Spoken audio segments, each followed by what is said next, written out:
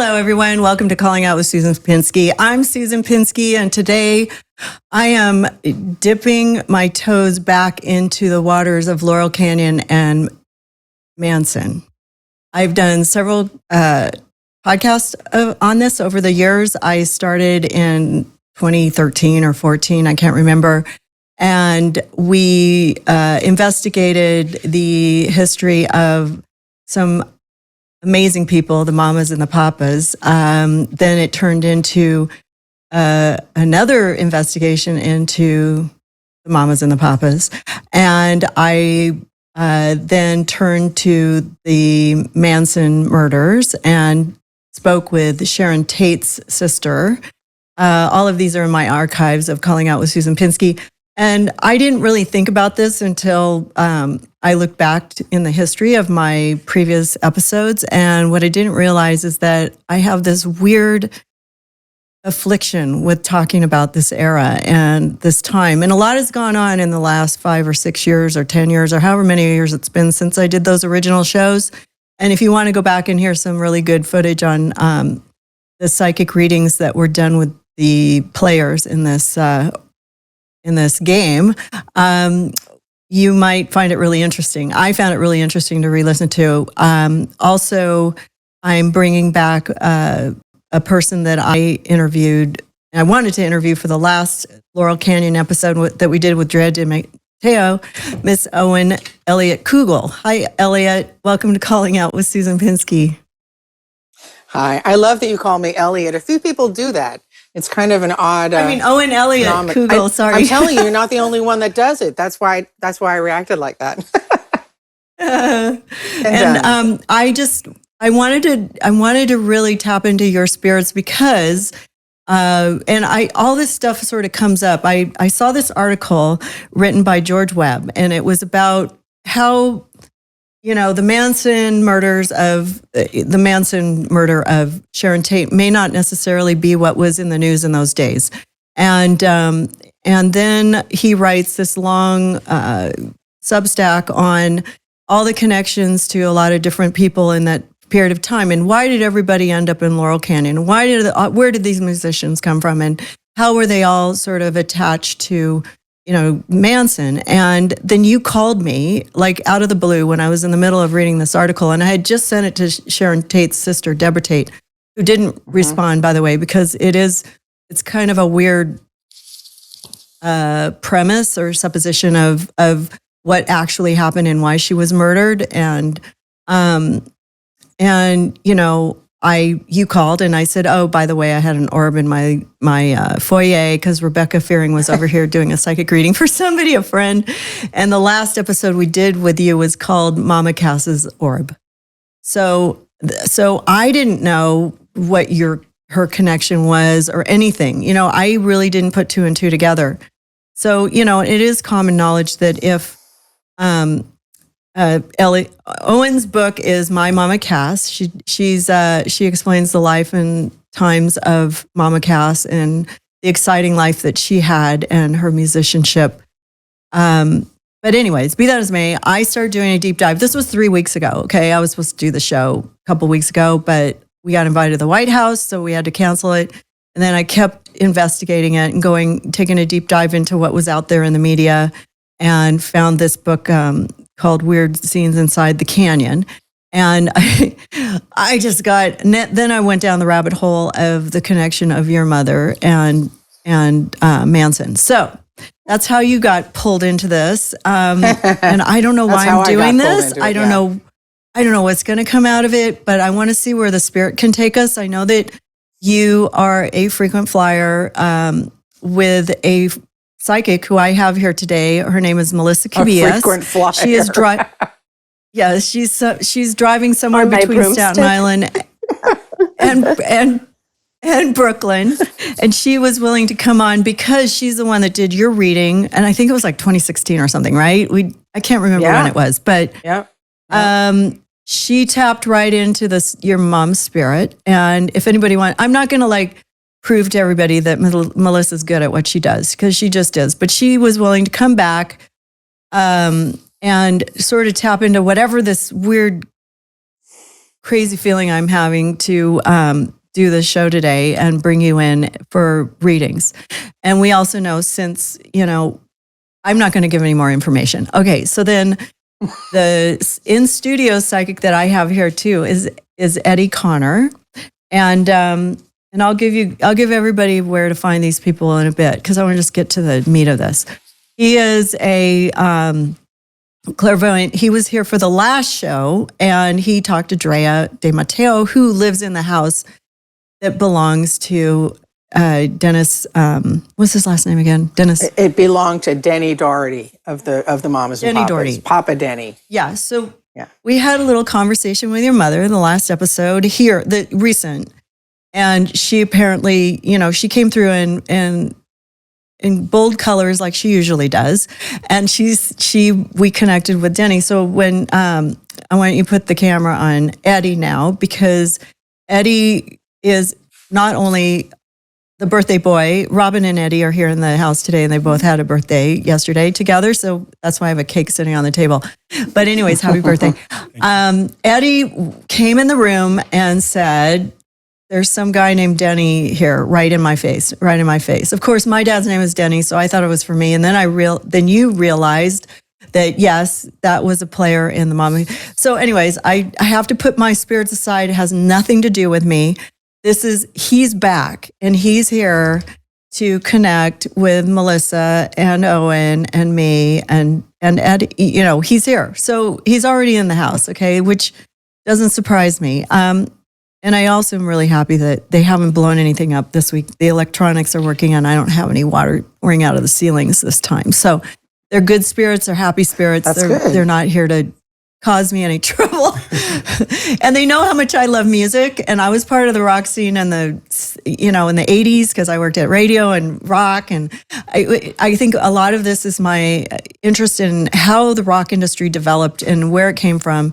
But there was so many tragedies in Laurel Canyon in those days. Everybody died young. A lot of them all died at the age of 27, which I find really weird. But my husband he's in the office right now with a bunch of old ladies, but he's going to show up at some point and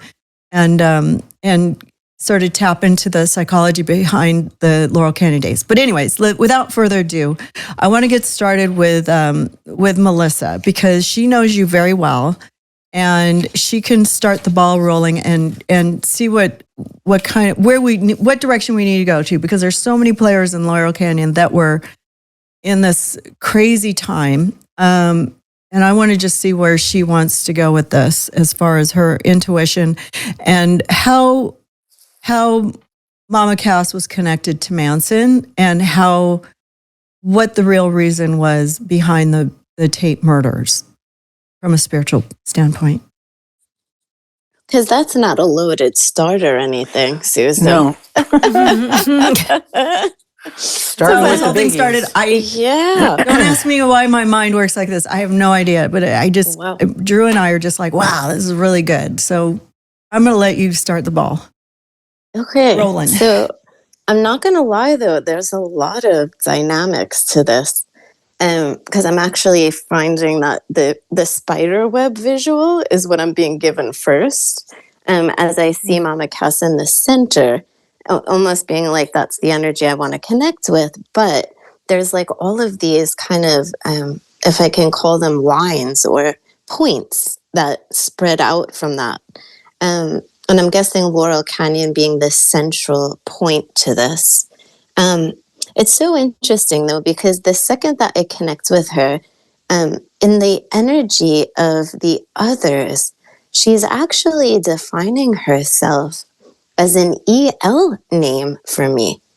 Like I almost want to say an Helen or an Ellen. It's almost like I want to disassociate from that trauma or from those days per se that we're specifically addressing today. So Owen, forgive me, but can you understand why she'd be explaining herself or identifying as proper Ellen or Helen?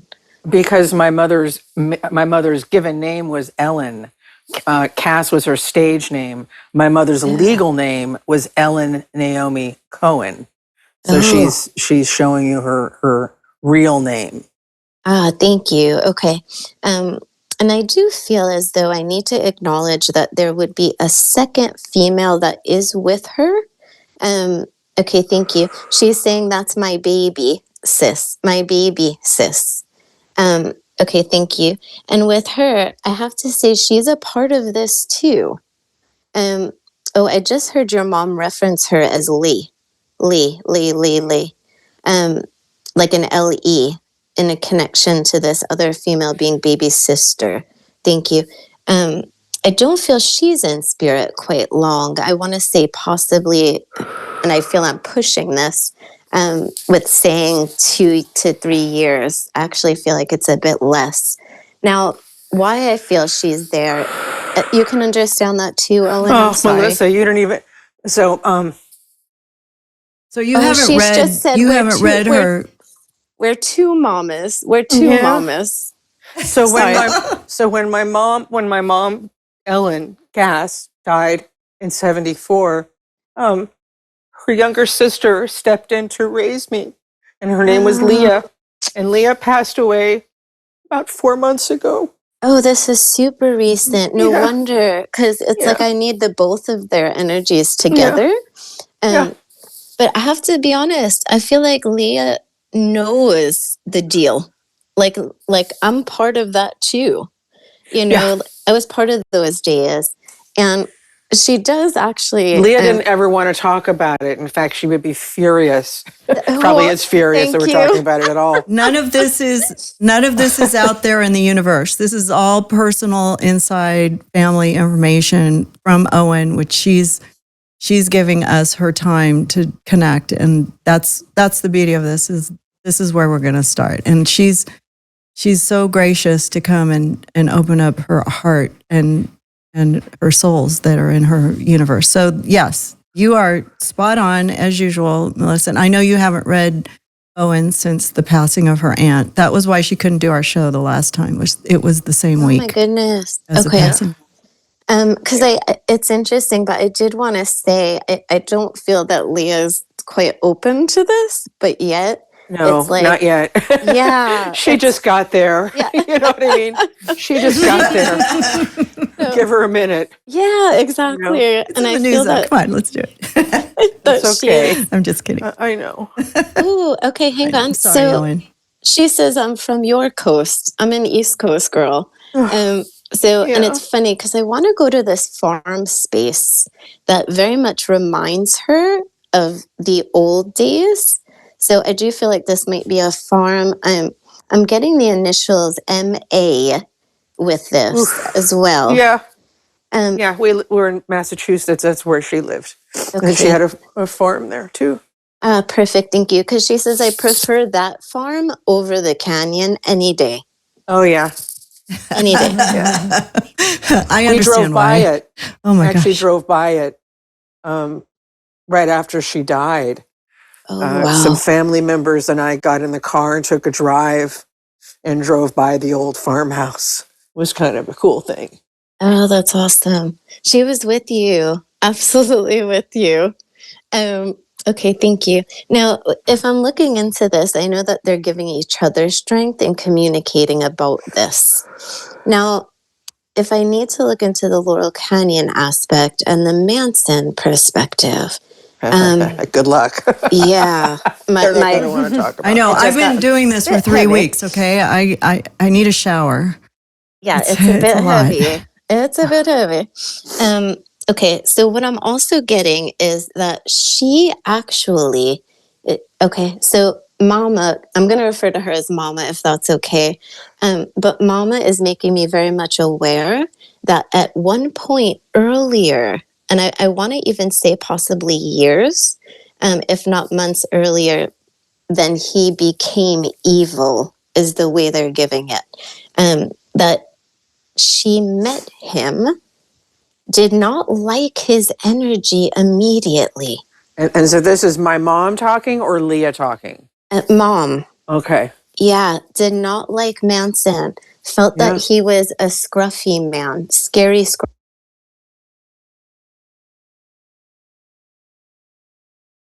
I recently learned about a great product line formulated using a novel scientific breakthrough. It is called Active Skin Repair, and my whole family uses it and loves it, including our new granddaughter. Actually, her parents were using it for diaper rash and other skin irritations before we learned about it. It's a baby-strength spray made from naturally occurring molecule called HOCl. The technology was just kind of really mind-blowing to me on how simple, but how effective it was. HOCl is a non-toxic, clinically proven antimicrobial molecule, been used in hospital for a long time, and it's actually produced by our own immune system. The applications are numerous: wound healing, insect bites, even eczema, rosacea, other inflammatory skin conditions. What's really cool about it is, again, no toxicity. So you're not using any harsh antiseptics. It's non-cytotoxic. So when you're putting it on, you're killing the bacteria, but you're not hurting any of those healthy cells that your body's producing to actually help heal itself. Active Skin Repair Spray also comes in a kid versus an adult version. Get yours at drdrew.com/skin repair for 20% off. That again is drdrew.com/skin repair for a 20% discount. Hello, everyone. I'm over here on my phone trying to figure out why that just happened. Hi, Owen. I heard that as soon as we mentioned Manson in the beginning of this episode, and I'm assuming that we're playing on the same feed, or are we on a different feed now, Caleb, on Rumble and... should be on the same Rumble. Same one. Anyway, so we were talking with MC and Owen, and MC is the psychic medium from Staten Island who was tapping into Mama Cass, who was mentioning Charlie Manson and described him as a scruffy man. And then the lights went out. So we had a internet interruption in Alabama, and now we're on Starlink. Took about a half hour to reset that up. And Caleb, we need to work on your timing on that. But anyways, no, you did it. So that's good enough for me. What I found interesting, your Zoom kept going. So somehow the internet was working for you guys on his end, because you guys had a little chat behind the scenes when we were gone. And I guess Owen got a psychic reading. Her aunt came through and said she didn't really want to talk about this publicly. Well, she got her wish. Whatever you guys were talking about while we were gone may not have been Manson. It might have been your aunt. So I'm not going to give it all the power to Manson yet. But it was kind of funny that we were calling him out as a scruffy little man, which was also, he was described in a lot of books that Scruffy, have been written about him. Scary man. Yes, he was. Yes. Okay. So, Well, let's not talk about him anymore, because I don't want to invite him back. You know.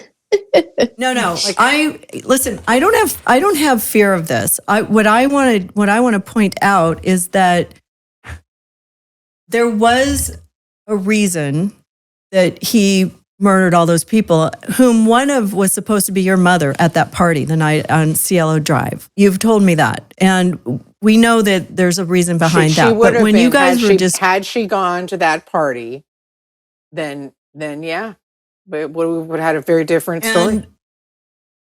And we know Charles Manson kind of went down the wrong path. Like, he was sort of in the scene with the musicians all those years, and he was affiliated with everybody. And then he had this group of girls, and he would bring them to Dennis Wilson's house, and they would have parties, and he would, they would give him a lot of drugs, and there were just parties. And your mom had parties at her house, and she also had, in the things that I've read about her, I've seen, she was part of this scene. Okay. And it is something that she doesn't want to look back at. It wasn't a great time, I don't think, but that was the days of sex, drugs, and rock and roll, the 60s and the 70s. It was a crazy time. Anyways, Charles Manson, to me, was very disgruntled with the fact that he never became a musician. But he also, I'm curious if there was a different connection because of where it was. Laurel Canyon was an extremely military-based place. It's where a lot of these rock stars came from the children of people in the military, post-World War II, people that worked in intelligence over the years. And with all the chaos that was going on during that time, nobody they never really got arrested. They always never got in trouble. They got out of jail. They'd get arrested and they'd lose and they'd, get convicted with a felony and only do like 10 months instead of 30 years. But that's what I want to know. I don't give a shit about Charlie Manson and his chaos. Everybody knows his chaos. You can watch the Netflix special Chaos to see it. But when you guys were chatting with your aunt, who I'm assuming you guys had a little love fest, and she doesn't want it public, she made clear, and then we lost contact. What do you bring? It happened right around then. I mean, I think nobody really wants to talk about that period of time. I don't think that my aunt is the only one that doesn't want to have that conversation. Most anyone who was around then doesn't want to talk about it. They just don't want to talk about it. I don't know what the reasons are behind that, but they just don't want to go there. So she wouldn't have been the only one that wouldn't want to have the conversation. Yes, for sure. Yeah. So I don't know if we have Melissa. I think she's gone for some reason. I have, about 10 minutes. But, looking into, I don't know where we got cut off. But it was quite interesting because the name of Terry had come through and linking to big player. Yeah, and it was so interesting because he was linking to me that his connection and a woman that he was with is who my mother is named after. My mom was actually named after Doris Day. So there's got to be something that links this gentleman, Terry, because he is with this female with the same name of Doris. Doris Day was Terry Melcher's mother. That's right. And Terry Melcher was one of the producers of the Beach Boys. So that's how Dennis Wilson had introduced Terry Melcher to Charles Manson. And he was also working with. He had been to the Spawn Ranch a couple of times with Manson and kind of promised him a record deal. And he owned Cielo Place before the. I think he was actually. I think he was renting it. If I'm renting not mistaken. it. Yes. Yeah. Sorry, you're right. Right. So anyways, renting that and moved. And then when Manson went back to, take it up with Melcher again, he wasn't there. He had moved. No. And I had felt a bit different. I had felt as though he was sharing this home or like kind of just crashing there. And that it was sold, but they couldn't get him out. Like it was a very hard thing to push Manson out of that space. And then I felt once he retreated, that's kind of where the anger started to build even more.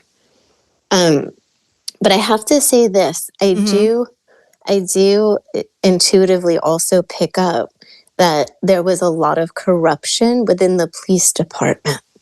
And I feel that there was a lot of kickbacks that were being given because I feel like he may have lived simply, but yet there's money. There's robbing, there's stealing, there's money there. And this is how we got around things. I also feel like there's a politically motivated direction. And it's like if we can push it to look one way, it'll make better for this political agenda. However, I have to say this. I don't feel that there was any racial instigation or, as much as this may have been created to look a certain way. I don't feel that it had any connection to what it was made to look like.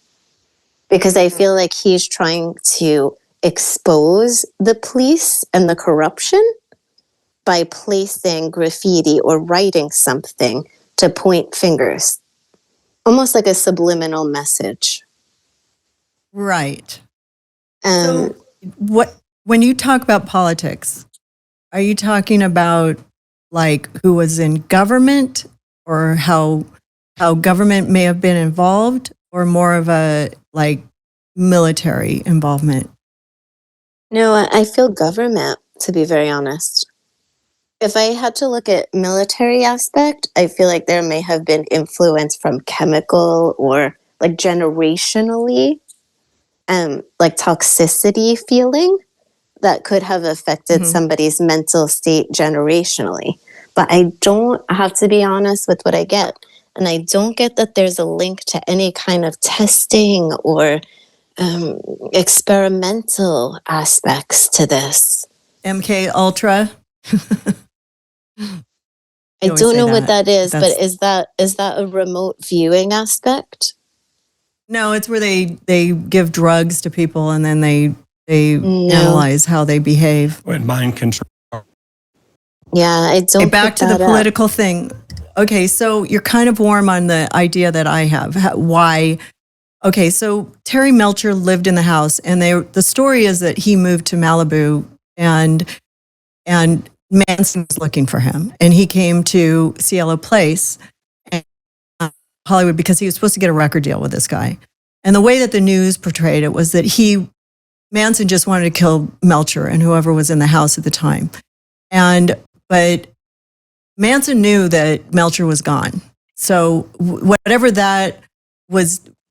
done in the courts or whatever said that he wasn't there to kill Sharon Tate for any reason. She was just there. She was just an innocent bystander. And all these rock stars would have been too. John Phillips, Mama Cass. What did you say? The black one, the black guy, Rick James. Like, these people were all supposed to be there, right? And they didn't go. But it would have been a bigger scene, I guess, if they were there too. But the Manson knew that Sharon Tate lived there because there was She actually, I'm sorry, I just want to give you this before I lose it from spirit, but there's something wrong in the record is what I'm hearing, or the way it went down or the way it's recorded. I feel that people believe that the first time he went to the home, that he was greeted or asked to leave by a male. And that is incorrect. Yes.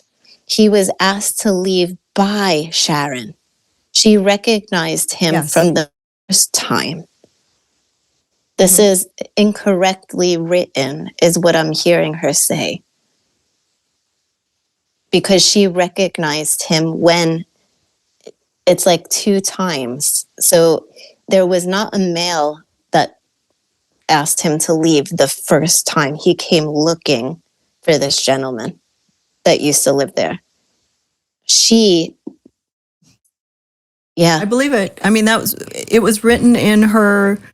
It's just funny how I found this information, but he did come to the house and he knew she lived there. So that blows that whole theory that they were there to kill Melcher. But then Manson mentions, I sent this to Caleb, this thing that he said when he was in court, which was basically he said, I didn't kill anybody.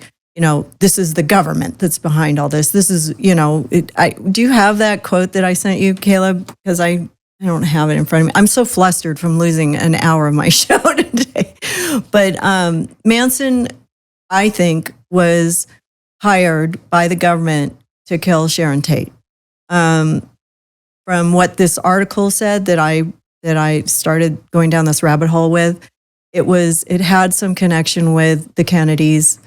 And as we know, other beautiful blonde women have died at their hands in this era in the 60s of these parties and these, this era. And there was a period of time where Sharon and Roman lived at the Chateau Marmont, and in her memoirs, she just didn't want to be there. She didn't like this crazy time. And according to some people have said that he was basically filming her doing threesomes with a lot of men, like 70 videos. She was like basically doing porn. Roman Polanski was filming her with random people, 2 of whom may have been Peter Lawfrey and Kennedy, but we don't know. But then how she was maybe used to lure Kennedy to the Ambassador Hotel and when he was shot. So she was intricately, she was in the middle of this web, like you said, But she didn't like it. It was like 4 years of her life that were really bad. And even her sister said that she lost touch with her sister during that period of time.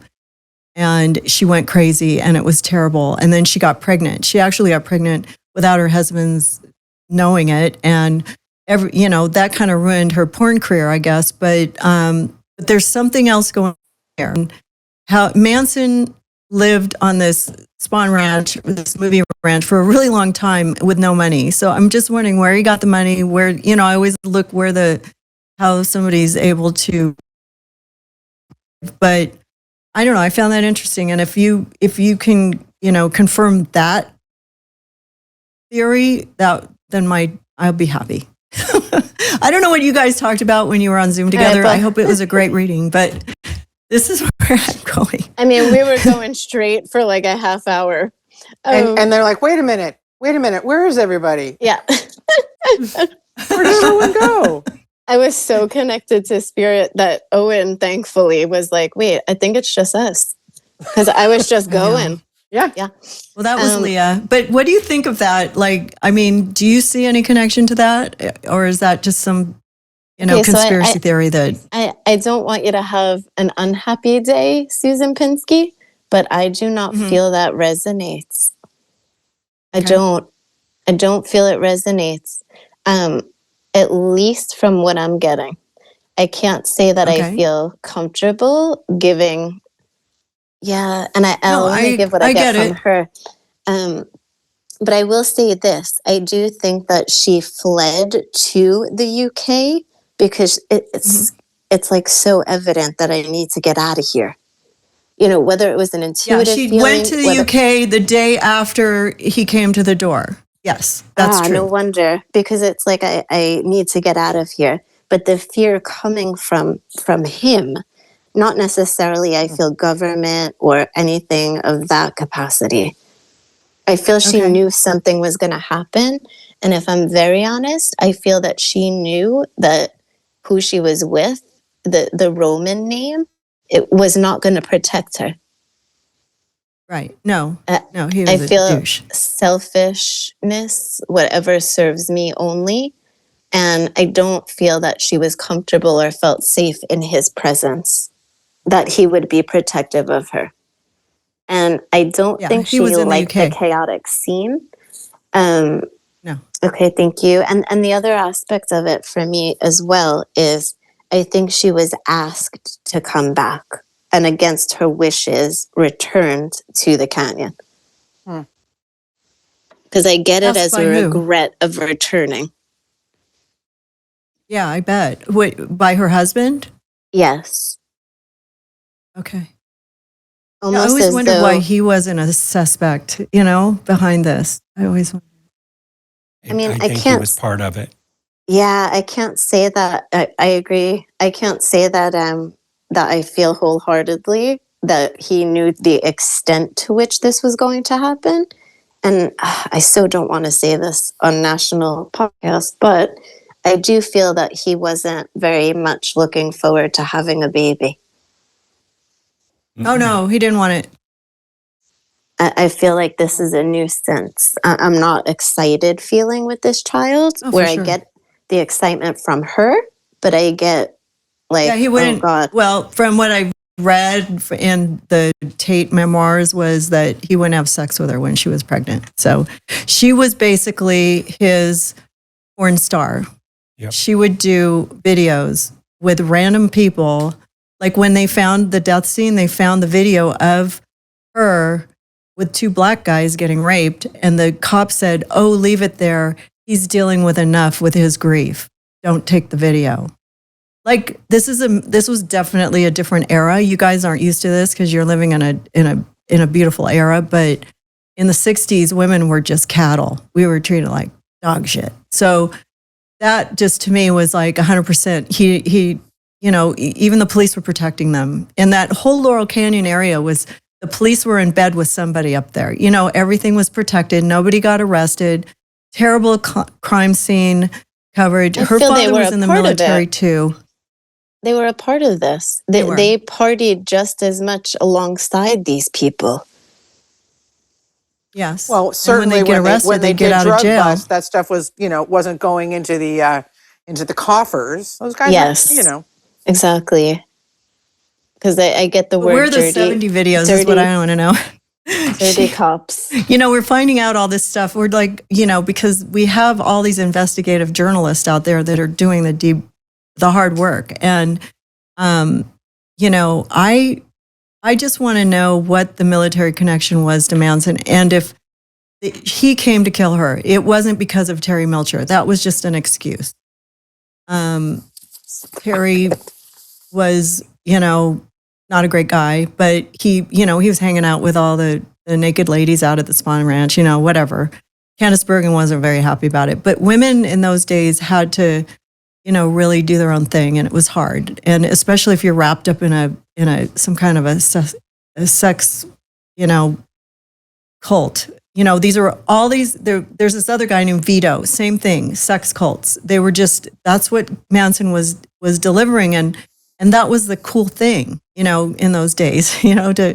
And then you had the celebrities living side by side with them, and the whole Young Turks and everybody that's lived in the canyon. It all started with the military being there, and all their parents were from the military. And we're going to talk about that a little bit more as soon as we let you go, MC. And I don't know if Owen has time to stay on, because both of you had a hard out at the top of the hour, and I feel terrible holding you over. But is there anything else that you guys discussed that you want to just, give the audience before you go?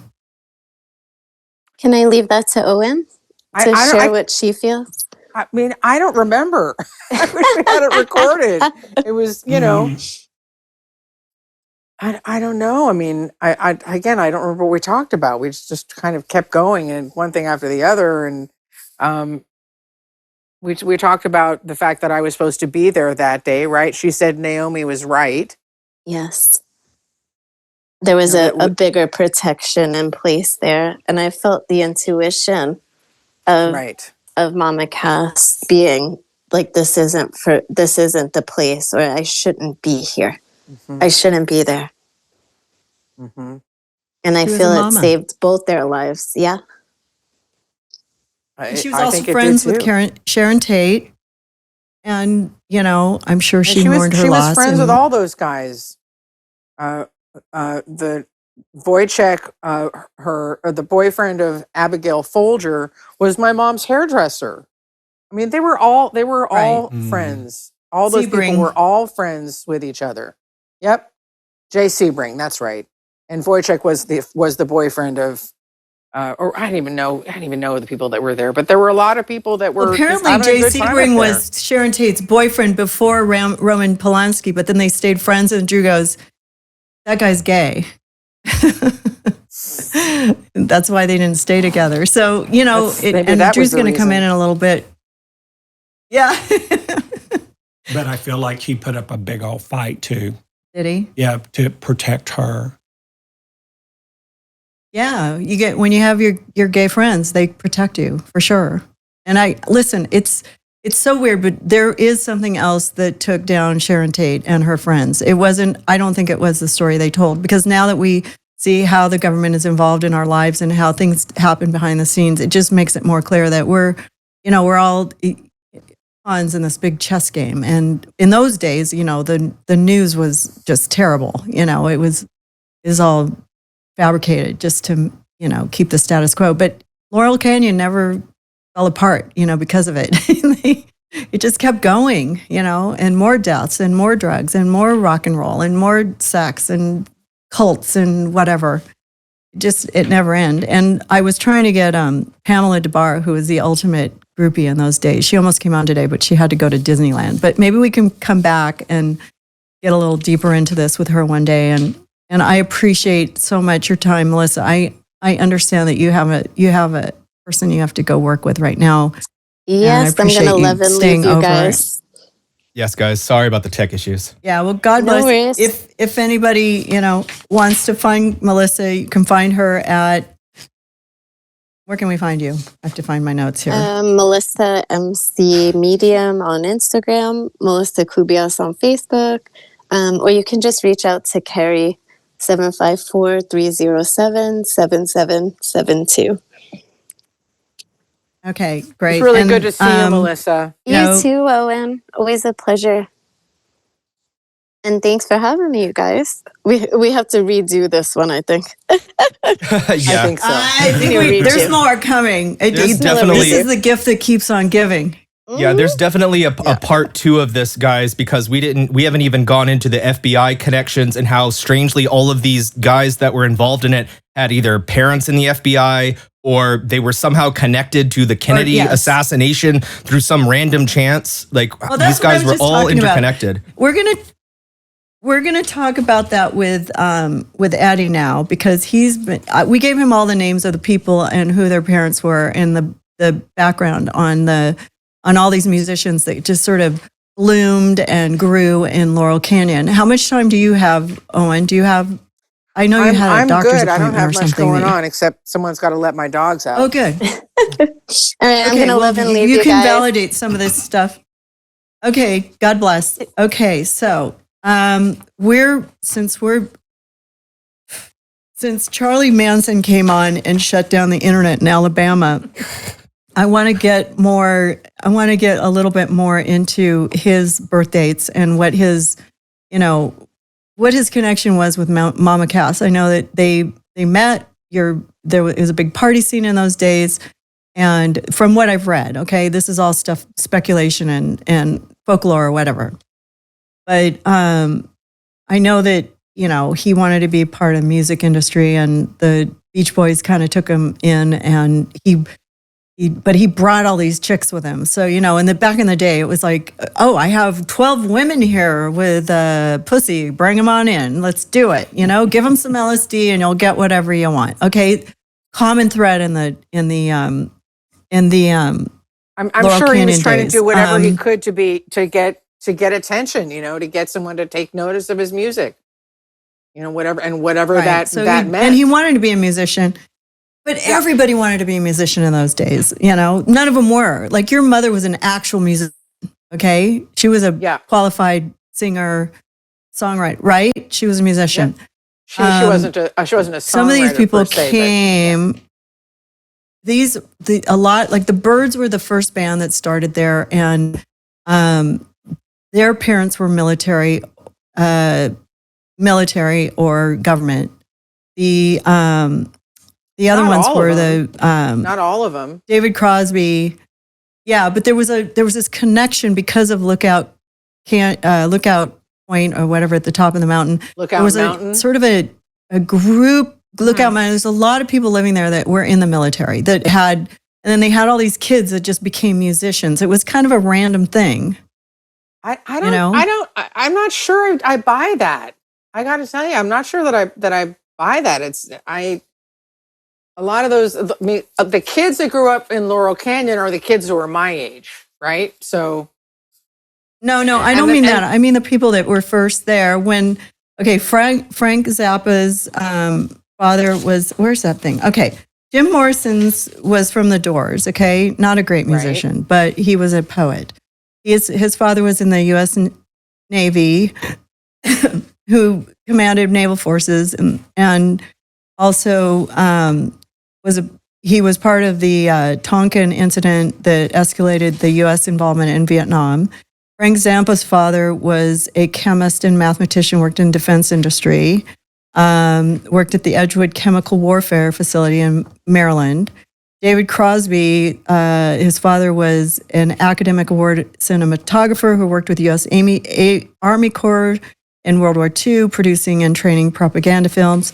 And then Crosby Stephen Stills from Buffalo Springfield and Crosby, Stills, Nash, raised in a military family. I mean, most of them were. We were all post-World War II. Everybody had a military family. But they say a lot of these people, let's see, he moved frequently to different locations.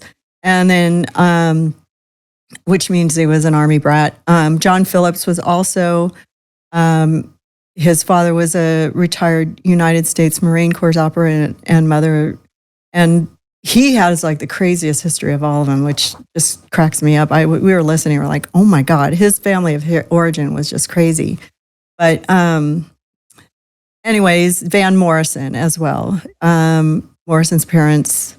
But anyways, these were all like people that were in the military, or maybe also in some kind of intelligence level, and then having like a point. But they had all these kids who started bands, and then they were musicians, but they couldn't play music, so they had hired these studio musicians to come in and be the band, and they were all kind of getting some kind of a record world together during a period of time, and having this commonality of people that were working in the industry is almost like the, I know that CBS was also owned by the state at the time. So a lot of these record things like the Monkees and stuff like that were all put together later in the 60s to, just sort of make money, I guess. But your mom came from the East, was already doing her band stuff in the East and got together with John Phillips, and they all ended up pouring into Laurel Canyon, which was the weird part. Like, it was almost like they knew if they went there, they could make it, But I don't know. This is where I want you to talk about this, because what you feel, because I'm just reading this shit off the internet. Like, this is just stuff that I'm picking up from what I've read. Well, there's a couple of interesting things. First of all, I love Melissa. Yes. Love her. Yes. She's the greatest. She's the greatest. Isn't she? We were talking about her when we were all like blacked out over here. By the way, I love your wardrobe change there. I caught that. My black shirt, versus the light blue. Thank you. Yeah. The thing, there's two realities, and there's two realities going on now, but I feel like the dual reality started particularly in the 50s, 60s, and early 70s, meaning, yes, there's the military influence, but then there's the military industrial complex. Then there's the FBI. Then there's the agency within the FBI that's sort of rogue. And the same with the CIA, the same with other agencies, three-letter agencies.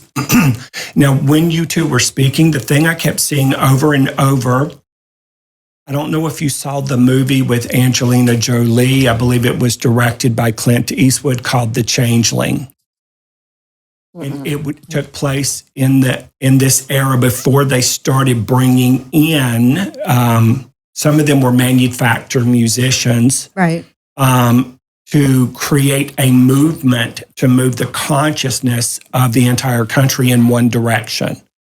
And that was also the time, and I know this part for a fact, but they're showing it, is when our government and our police, we had a terribly corrupt police department in Los Angeles, one of the worst. And then there was the mob country. too. Don't forget about the mob. That's right. And they were the ones sprinkling LSD, honeypot traps everywhere, having people like, I personally feel like Charles Manson was grotesquely imbalanced. I mean, that's just the nicest way I can find to say it. But I also feel like he was connected to the military-industrial complex, and they gave him women to go in as honeypot traps or whatever to get blackmail on people to keep them in line so that this agenda would go the way. Right. And Sharon Tate was one of those people. But she was doing it with Roman Polanski. Well, I feel like she was made to do it. I don't feel like she wanted to do it. No. Nobody wants to do that. Yeah, and I feel like, I listen, the thing with Sharon Tate, I love to play with numbers. Sharon Tate is a life path 6, and she is born on a number 6 day. The address on the house where she lived at adds up to a 6. And the murder is a 6 on a number 9 day, which is an upside down 6. So meaning everything gets turned upside down. Now, there's the two timelines. There's the double reality. There's the reality that famous people, as you know, Owen, you are who you are in the public eye. Mm-hmm. And then you have your private life that you want your anonymity and your privacy. And I feel like in that era, when most of these, I'm going to call them manufactured musicians and singers and songwriters, not all of them, but a lot of them, to couture the agenda in a certain way, that's when they were infiltrated by the second reality, meaning there's the government, then there's the shadow government, there's the military, shadow military. These two things are going on simultaneously. And then there's innocent people, in my opinion, like Sharon Tate, that ended up with the wrong person. And then there's nothing nice I can say about Roman tuning into his energy. God. I can't find anything nice. But I kept seeing this weird thing where I kept seeing all these psychics in the house where all of this took place. And then I found out later that he brought them there. Right. There's that, they had a lot of mystics and cult type people in there. And there's two realities with that. The underbelly world, they have their warlocks and their witches and their mediums that deal with the dark stuff. And then there's the good ones. I don't feel like any of the people he brought in were good. I feel like he brought them in to cover his ass. Right. Well, she dabbled in there was like a Ouija board in Alice, and they said that she dabbled in the occult. Yeah. So that was part of their little scene and their negative vibes or whatever. Yeah, I feel like there was a wholesomeness about her simultaneously. Yeah. Double six. So that's the home and the family and the Leave It to Beaver and the June Cleaver energy. Yeah. And then there's the privacy and the anonymity, but then there's mass manipulation by male energy connected to her through Roman. And I feel like somebody was controlling Roman. I feel like he knew. Well, this was going to happen. He had a pedophile. He was in. Oh God, I can't even talk. He was actually convicted as a pedophile, and he was in the court system and whatever. But somehow he was able to get back to his country and get away from all of this, and he was protected. And if these agencies we're speaking about were not intertwined with it, he would have never left the country. Yeah, and then in a lot of the story, like this Vito Palakis, he had the same Manson type tribe, and they were they called it the freaky dancers or whatever, and they just had all these women just crashing around there. Did you ever hear about that? No, it's the same thing as Manson, but he was intertwined with all these people too. And wherever they go, there's money given to them. Like, they lived in a hut out in the damn desert or whatever. I feel like all of that's fake, phony, and false. Yes. I mean, it was next to a military base. They just literally said he was hired. He was paid very, very well to go in and infiltrate this particular community, the Hollywood community, the actors and actresses, but also the music community, to get information on them, meaning to have something the agencies could hold over their head to keep them in line until the agenda was fulfilled, whatever that agenda was. Right. But he was a hired hand. I almost feel like he was mind controlled for sure. Really? Yes, I do. But he's creepy little dude. Yes. Just to start with, and he's a little. Last time we called him that. I mean that with light and love. Don't say anything bad about him. We need to keep our internet. But he is. They show him literally. Shit about he was him. going around as much as he could, drawing energy off of anybody with a pure heart. Thank you. They just said. Sorry about this, people with penises out there. Well, it's funny you should bring that up. Way easier to manipulate a man with all of this than it was a woman or women.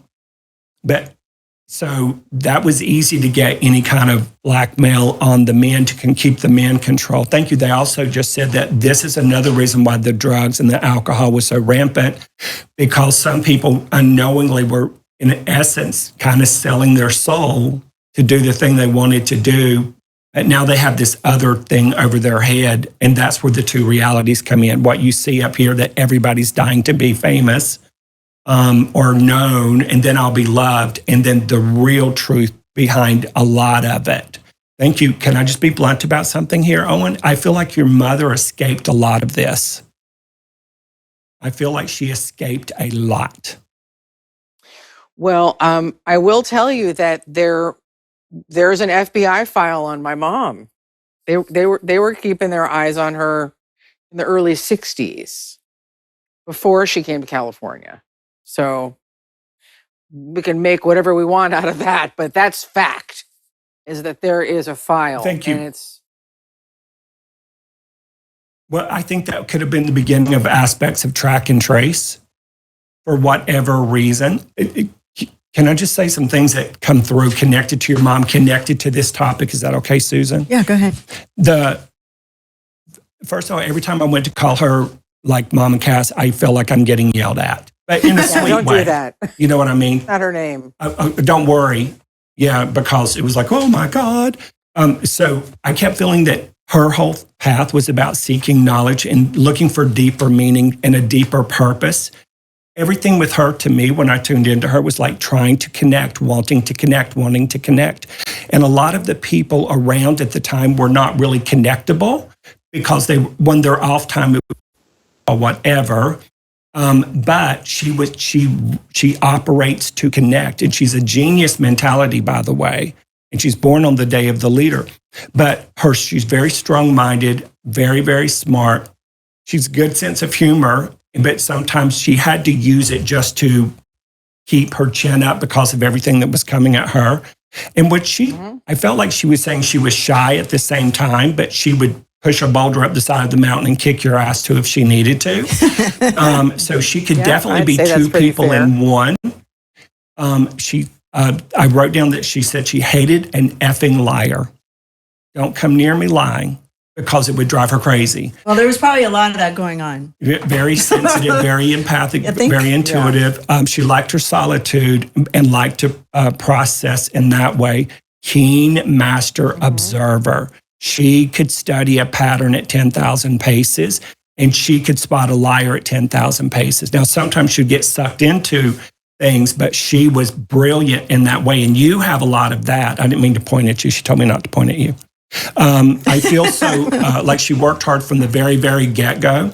And I wonder if she felt she came out of the womb literally pushing that boulder of fairness up the side of the mountain. And she was literally born to be out front and center, even though there was a part of her that didn't like that unless she was working. There's workaholic energy with her. And her question back in the day all the time was, why isn't it fair? It isn't fair. So she had to work hard to make her own fairness. Now, this is some just weird stuff. Man's world, for sure. Yeah, that's right. If they have a penis. They were swinging penises everywhere. Mm-hmm. It was the business that she went into was a largely male-controlled business. Well, in order to get a job, you had to sleep with the manager and the producer. It was like, that's just all the way into the 80s. That's just. And then what are the fat women do? Because the fat women weren't doing that. Yeah. It actually worked to her advantage, probably. She didn't end up like Sharon Tate. Well, I just keep getting, she's very psychic, intuitive, instinctual, organically speaking, where I don't know if this is true. I feel like she has seen this man face to face. And I feel like when she was alive, seen Charles face to face and some of his little flunkies that were around at the time.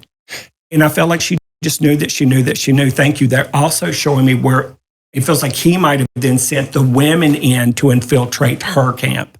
Not in a sexual or sensual way, but to get the women in, because your mother had a healing energy about her where she would lift people up, connect with people. She was always seeking connection. That's how they described her in the book too. But she did know some of the women from the ranch.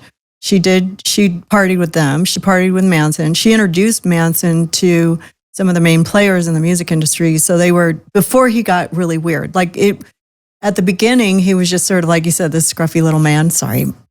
Sorry, Charles, but you were. And she didn't like him. And she didn't like him. Thought he was creepy.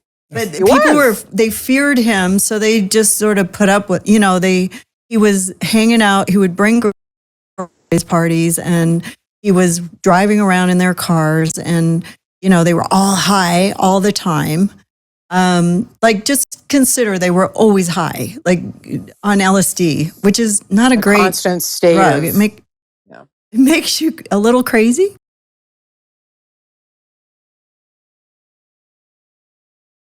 Well, you've heard me praise Paleo Valley's grass-fed finished beef bone broth and the delicious meat sticks.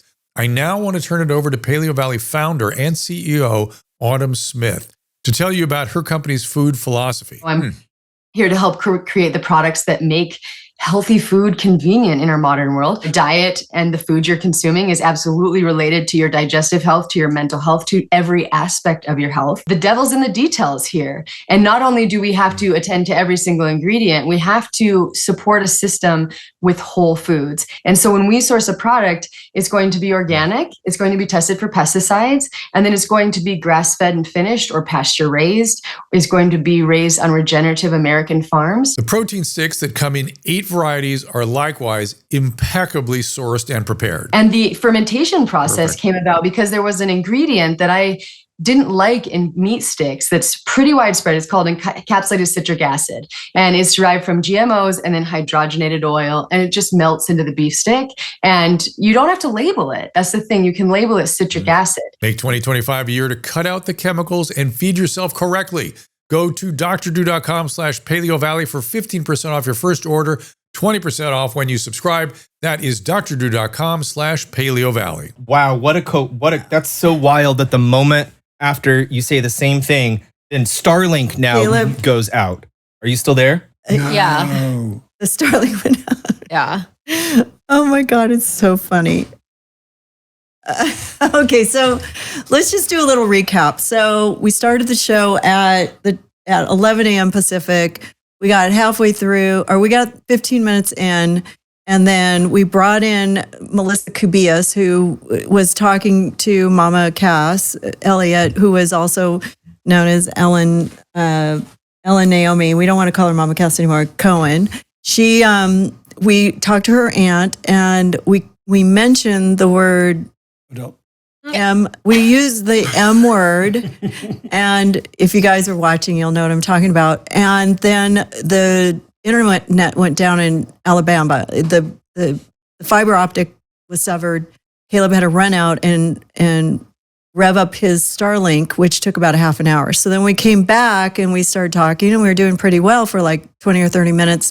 And then I started going off on the M word again, and his Starlink went out. So I'm going to tell everybody here that there are strong forces out there that like to mess with the electronics to get our attention.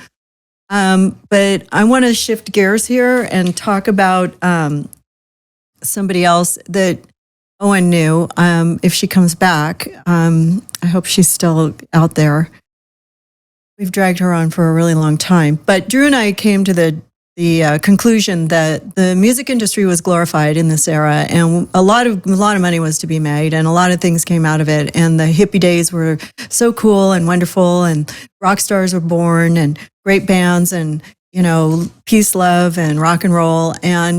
But behind the scenes was a lot of drug addiction, a lot of really sick people, and a lot of them died very young because of the fact that they were drug addicted people. And they were living a life that was not a safe place. For women especially, if you were a woman in that era and you got caught up into these cults or these sexual endeavors or these rock star lives, you were treated like cattle and you didn't live a long life. I mean, Pamela Des Barres is going to come on the show eventually. She's the only one of the few that lived, which is just amazing because she slept with everybody in the industry. And, thousands of people. So, but yeah, she's at Disneyland today. But anyways, I think we lost Owen. So I don't know if she's coming back. What you were speaking of, and I don't know if we gave you John Phillips. Yes. Information. Okay. Mm-hmm. There's Elliot. Hello? Oh, she says she's on, Caleb. She's waving. She's on I don't know, Caleb's got to tap you in. Caleb? Yeah, she's not. I don't see her on the Zoom. Tell her to close it and then come right back in, and then it'll pop up. Okay, close it and come back in. Okay, the technology is amazing, but we're beaming in from all different places. So, anyways, I want to talk about John Phillips, who was in the Mamas and the Papas, and part of the reason why Mama Cass became the celebrity that she did. They came from the East. They started their band in the East. They ended up in Laurel Canyon. This guy had a family history that was ridiculous. I mean, a lot of trauma, and most of these people that are in this industry were traumatized, came from military families. They were anti-establishment, but they were able to make money and all become famous somehow. But I want to know about his numbers, because he was quite the character. And he was also married to Michelle Phillips, who was passed around like a hot potato in the days too, and part of the that scene too. And then there's Zappa too. He was from a military family as well. Like anyways, it's very dark. But what do you feel about John Phillips? Right off the cuff, he's a life path 11, and an imbalanced 11 is very duplicitous. They play both sides of the fence. They have the public and the private persona. They're very seducere, molestation-ish energy. Mm-hmm. He's also, he was. And so he's got that born in a 9 year, and that is the eat or be eaten, kill or be killed energy if you're upside down. It is funny because he has sort of a martyr victim-y energy. For me, but he doesn't let the world see that part, maybe not even behind the scenes. He acts out on it, but he pretends to be something he really isn't a lot of the times to keep getting what he wants. There's this insatiable desire, need to be in full control at all times, even when I'm out of control. Thank you. They're just saying he also is the person who needs you to behave in a certain way, and then when you do, it's not good enough. And then when you ask him point blank, what do you want? He doesn't know, but you're supposed to read his mind when he's in that kind of tailspin. And he's born on a number 3 day, which makes him charismatic, charming, gregarious, and believe it or not, an ability to connect, but only if he's going to get something out of you. Only if he's going to get something out of you. Jeez. I'm sure he's a good person. No, he wasn't a good person. There It's was hard no to good. say that. I'm trying to find something nice to say. And he's a master life path number. And when you're a master life path number, you have to toe the line or you will get nailed to the wall, back asswards, upside down with a pig apple in your mouth. Yeah, well, he came from a very traumatic childhood, and his mother was, just his family of origin were terrible people like that too. I'm not sure if Owen's here, but did she get back in? I keep seeing her, but she's not. I don't see her yet. I know, it's so weird. Okay, well, this part is, we're cock blocking the guest now. Speaking of, There she is. I hear her, but I don't see her. Here I am. Who was Anyone that? see me yet? hey, Turn your Hear camera you. on. We hear you, but turn My your camera camera's on. My camera's on. Now it's off. All right, Now well, it's we on. can hear you. I know. I'm thinking Oh, I'm God. just not. Double It's A not working energy. today. I don't know what is happening. It's hysterical. I've never had a show go so awry in the history of our shows. It happens I don't a lot. get it. We might have a little glitch, but we can hear you. Do you have a picture of her you can just show, Caleb? So we were talking about the attributes of John Phillips, who brought your mother to Laurel Canyon, or was part of the reason she ended up there, and his family of origin, which was very traumatic, apparently. From what I've heard. And then the relationship. Oh, this is Owen's book, My Mama Cass. If you want to hear the You can put that on real there, that's story of fine. Mama. Yeah. So I don't know if you heard it, but Oh, Drew's here. Drew wants to sort of voice his opinion about this whole period of time and the people that were involved. But sit down. We've been playing like I can't even believe the stuff that's happening with it's this. too weird. I know. It's like every time we bring up Sir M word, CM. you know who I'm talking about? Yes. The internet goes down. So he has some kind of control over us. But I was talking about John Phillips, and we were listening to his backstory last night. And listening to his backstory last night, and what was your takeaway from his family of origin? Lots of mental illness, lots of psychopathology, lots of criminality. Yes. Lots of sort of. It's unusual to hear multi. Who's got a doggy? Owen. Sorry, Owen. it's my ridiculous dogs. I'm going to put them on mute. Hold on. And Owen, I don't know if you're aware of this, but the criminality went back 3 generations, and I'm not used to seeing that. Usually, No, it was impressive. Yeah, it really was impressive. extraordinary. We were like, wait a minute, is that incest and rapes and murders and like women missing and drugs and more incest and more drugs and rape and just the common stuff in a family. It's a sordid like everybody's tale. family. It's Owen. a sordid tale. It really is. But It's were you not aware good. that I was aware of what Mackenzie was dealing with, but I didn't know it was literally 3 generations back. Yeah. So the So I was listening to that. I wasn't aware of it either. When I finally read his biography, it gave me some indication as to what had caused him to be the way he was. Right? Yes, that's I thought, what I thought God, too. No It's like, wonder he's such a. yeah.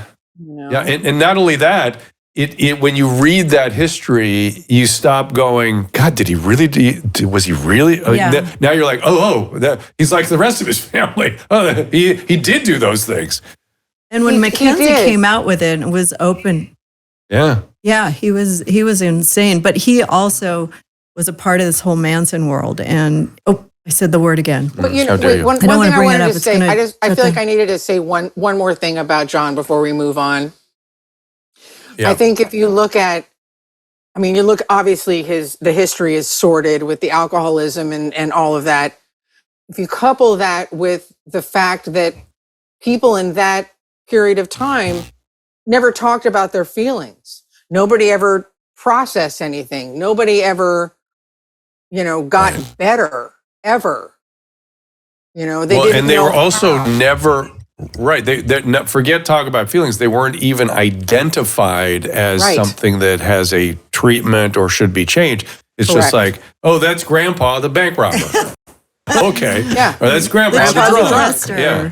Yeah. Yeah. And that's because it was their identity rather than anything that needed work. Yes, Right. So he exactly. was a life path 11, though, which is supposed to be, I think you're an 11. Isn't Drew an 11? 9. Oh, he's a 9. Okay. We've met a couple of 11s, and they're, that's, I guess, the pinnacle. You want to be the 11, but he wasn't good. It was used for good. 11, 22, and 33. Yeah, there's the da-da-da. But he's, very duplicitous. And so this is perfect to ask you, aren't all children born obviously connected to spirit, empathic, sensitive? Yes. And then this is so your field, but when they get to a certain point, if they grow up in a childhood like this, they still have the choice. Am I going to continue to be an empathic, kind person or am I going to? Yeah, it's not that clear I'm going to be empathic or not. It's just things either go good or they go very bad. Okay. They go one of 2 ways. To survive. It's a survival thing. Okay. And even when it goes good, the child carries a lot with them. It just ends good. That's okay. Yeah. And that would be the strength with the 11, born in a 9 year, but he's got that multiple personality 3 in there. A great performer. I'm not going to show you what's going on behind me because I'm going to seduce you into it. Right. narcissism really comes out. So I just noticed that Michelle Phillips was born June 4th, 1944. June 4th happens to be my father's birthday. But those are good numbers. There's lots of fours. So, and I'm just curious, like she's actually still alive. God bless her. Yes, she but is. She was a part of this scene, and Caleb is flashing something up on the screen too. I know. But we lost a half hour of the show. Okay, so we have to go a little long today. But where did she land on your numerology chart there for her personality and her? She's life path 1. So leadership. But she's also born in a 9-year, just like the gentleman we just spoke about. So there's the compatibility and the connectability. But then she's born on the 4. It's a real desire for fairness, law and order. And this year, she's a number 1. So she's booked in with leadership. But I feel like she holds her cards close to her chest. Mm-hmm. Probably had to, learn to have to. But a 4 will either continue to make it fair for everybody or flip the switch where it's fair for them and nobody else to make up for lost experiences. Weird. But I don't get a bad vibe with her. I like her energy. Oh, good. Yeah. Yay, a positive one. And she's still alive, which is miraculous in Laurel Canyon. It's not world. miraculous. She when? was like 11 when she was in the group. How is that miraculous? Yeah, that's Everybody else right. was much older. That's right. Come on. That's Yeah, right. that's right. She got Look at the married. math. And this was the general note. No, I don't mean because of age. I mean, she didn't die 11, of drug but- addiction. She didn't get murdered. She didn't commit suicide. Like, it's a common thread in that area. And when she was not 11, she was 14, which is not far off. Right. And, Yeah. and the reality Same thing. is that Same old, a same lot old. of these, a lot of the women that were hanging out with these assholes were 14 and 15. And if you look at the lyrics of that era, it's all this glorification of these young teen girls. And no one ever questioned it. No one ever goes, never. what were those assholes doing? Right. Who are they talking about here? There's a great Yeah, they guy were- on they were- TikTok who does this thing where he listens to the music, listens to the lyrics. And the whole thing is, I've never really listened to the lyrics of what these guys are saying. And he's just shocked all over the place. Like, what? Yes, She was just that's 17. right. You know what I mean? Yeah. What? Yeah. What? that was old for those guys, too. Yeah. Yeah, you know what I mean? She was too old for me. That's what right. I mean. Unreal. Terrible. Insane. But she was also she was married to him, and then she ended up marrying somebody else, and then she was passed around the. I mean, she didn't stick with the guy, thank God. But it's just interesting to see the history of the military industrial situation and all these people that were affiliated with the CIA and how nobody ever got arrested for the crimes they did. They'd get arrested, they'd get thrown in jail, they'd get out. Peter Tork was one of them. He was in the Monkees. He got arrested for something like, I don't know, something bad, and he got a 30-year sentence and only stayed there for a month and a half, because they were also connected with the police, with the government, and with the military. Somehow they could get a free get out of jail card based on the fact that they knew everybody in this canyon. And it just fascinates me that first of all, that I know you, Owen, and that you're able to connect to your mother, and I can get some dirt. But I wish I could have, when the first time we went off air, it was going to just really be a positive experience, and we were really getting somewhere. So whatever you took away from that conversation, I hope it was meaningful for you, and it helps you with some closure with your aunt and who was your mother, It and does. also and just also being able to connect with.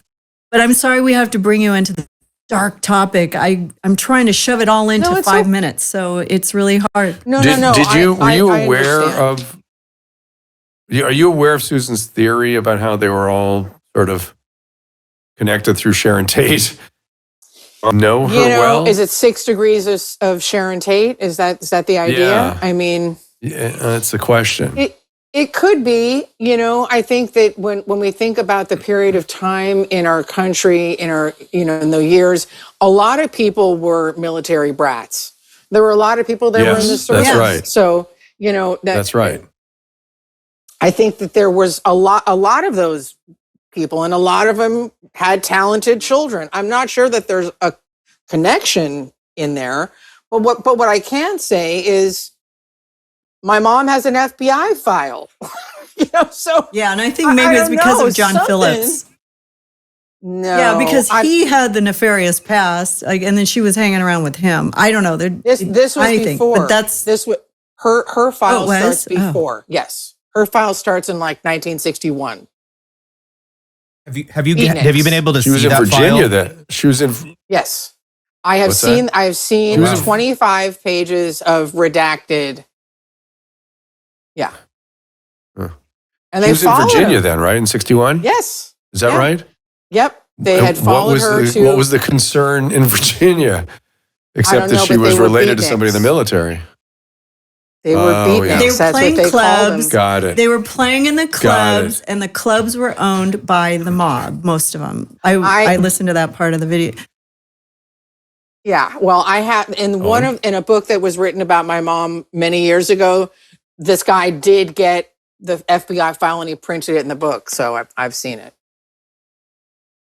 The beat thing is a piece that's often left out of this evolution of this history, but that's interesting that the beatniks got on the radar early. Yes, yes, they were the entertainment, but the people that owned the clubs were all mobsters. Yeah. Oh yeah, they got in trouble for that too. And they were smoking marijuana, and they were early to the anti-war stuff, right? Well, and they might have been doing a little, and that's what they were, and that's what they were looking too, for, right? Like they were dealing drugs. There were drugs, and try a little extra money by selling, LSD and pot. That would get you a lot FBI of them were military, and a lot of them, came from, that part of the country. They did. Yeah, my theory is that it's a rebellion against Dad. Dad was a harsh military guy. Oh yeah, and this was an opportunity to push back on that, and then the anti-war sort of spilled into what they were feeling, and now it's on. Right. Well, I think certainly with John Phillips, I would say that's probably right. I mean, in my mom's case, I mean, her dad had died, and it was different for her. Yeah, it's weird. I mean, how they followed their dreams, and they all kind of came together and built musical careers together. But it's just funny how it all ended up in Laurel Canyon. So it was a machine. There was a business being run. Everybody was making money. There were people behind the scenes. There also was a mob influence that I, saw in it. There was all these people were running around nefariously doing crazy stuff and pedophilia and having sex with babies and weird shit. Like did you know the Palacases? Vito Palacas. No. And Godo. And their kids, Freakish McGeekish. Yeah. What? Did you ever meet Freakish McGeekish? I definitely can say I did not meet that person. Nope.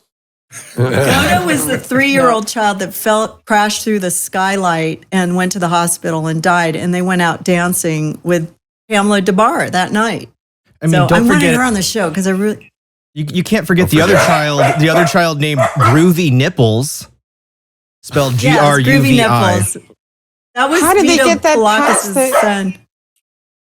No, they were all hip. They were like a Manson cult They were the model for the Manson cult. They actually lived in the log cabin where Zappa lived. Mm-hmm. They had their commune there, and they were in Laurel Canyon doing the same shit with all the kids and peace, love, and rock and roll. And children were just little sexual beings. Your job as an adult is expose them to the sexuality to bring them into their sexual being. Called the freak dancers or something like that, and they brought them into this commune, but I think and they would just thought live. They were doing us a favor. I do. Yes. But I think they really did. And that's one of the things.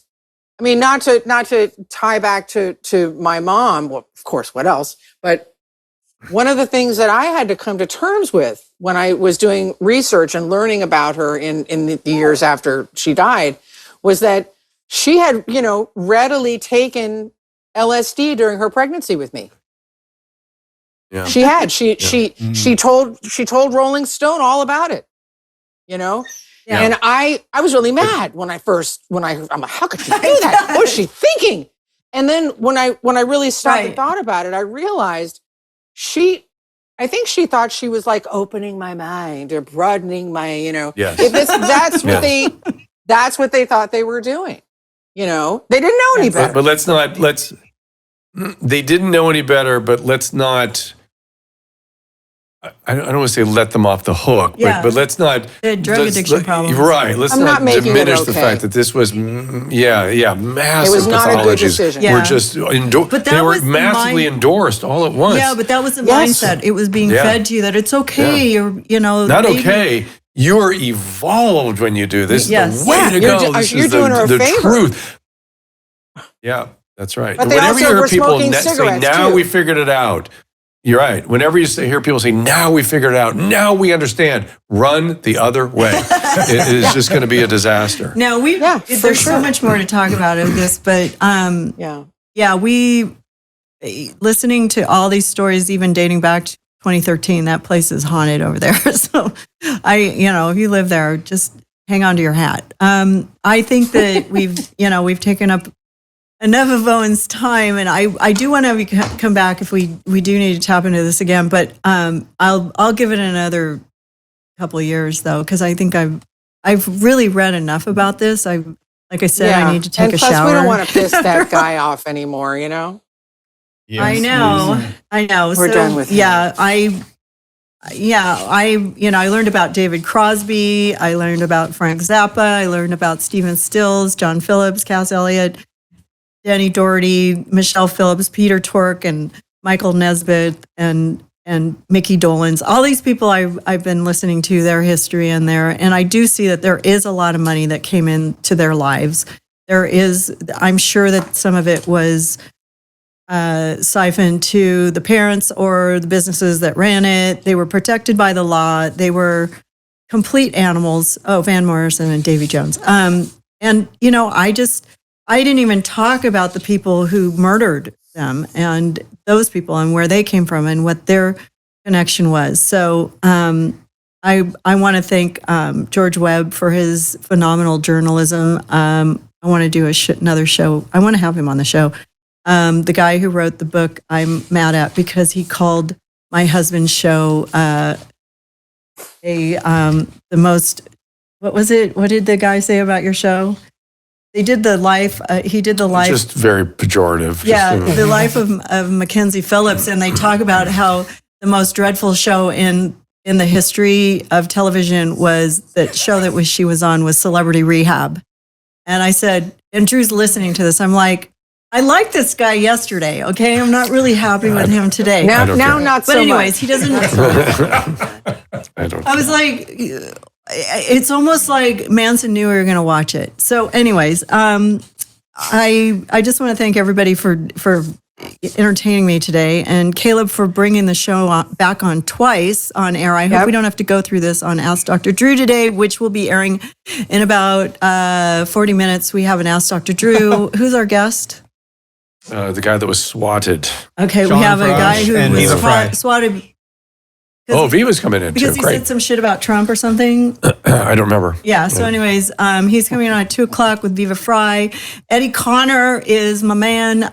You can find him at eddieconnor.com. If you want a psychic reading or numerology, and you want to know a little bit more about your inner soul, he can work with you. Melissa Kubias is available too, but she books like 17 months out. So get in line. And we want to thank Robin for putting this all together. I'm glad that you're alive. And Owen Elliot, you can find at Owen Elliot 1967. She's on Instagram. If you want to reach out, you want to get her book, head on over. You can get it on Audible too. I listen to it on Audible because I don't have a lot of time to read. But my Mama Cass, and I want to thank Mama Cass. And if you listen to it on Audible, I'll read it to you. So there you go. Yeah, it's in her Nice. voice. It's really good. And I enjoyed it. And then thank you, Drew, for joining us to chime in on the psychological end of these people. I want to put this to bed. And I want to make all these people rest in peace and go with God. And even you, Charlie, if you're up there, just don't fuck up my husband's show today. So we appreciate your time. And I want to say happy birthday. Happy birthday to Eddie and Robin. Here, Caleb, go to the wide thing here. I have a cake. I'm lighting the candle. Oh. Look at that. We have two completely different kinds of Aries. Happy It's birthday. It's Eddie. I don't know if this will light Thank this, you. but Oh, it's, that's so funny. Wow. it's a weird lighter. Yeah, do you have a lighter? Pull out your... So we need to Oh, I got sage the whole all the Yes. production equipment Right. and I was gonna- everything. For sure. I was going to do it, but I was afraid. Anyways, happy birthday, you guys. Happy I have birthday. two Bye, cakes you here, but- guys.